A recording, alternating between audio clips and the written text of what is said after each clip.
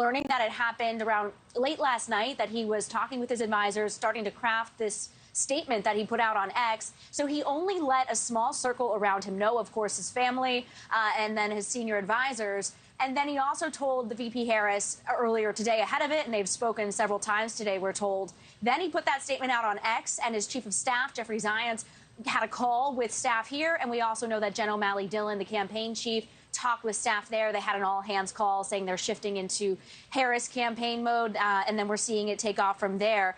He's also spoken to a number of members of Congress today as well, and governors. And then the White House spokesperson here, Leland, saying that he is going to finish his term.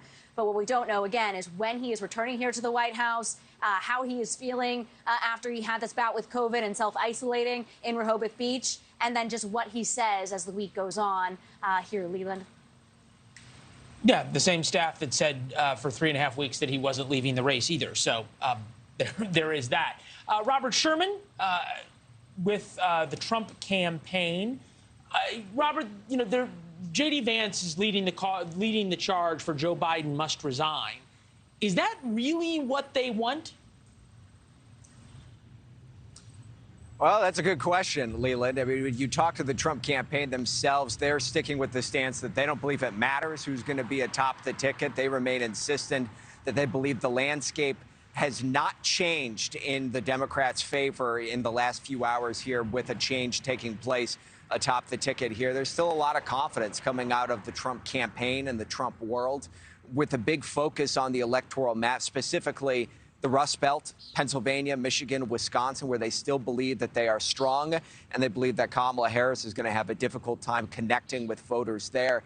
And I think it's also worth noting, Leland, is that there's still so much optimism around where the landscape stands right now, that right now we're in Middletown, Ohio. This is where J.D. Vance is officially going to be sent off on the campaign trail.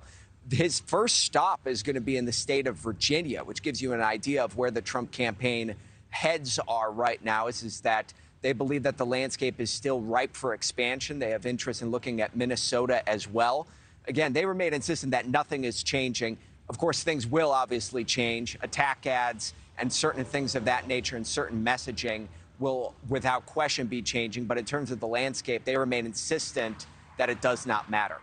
Thank you for watching. Go to newsnationnow.com to find News Nation on your television provider. And don't forget to click the red subscribe button below to get more of News Nation's fact-driven, unbiased coverage.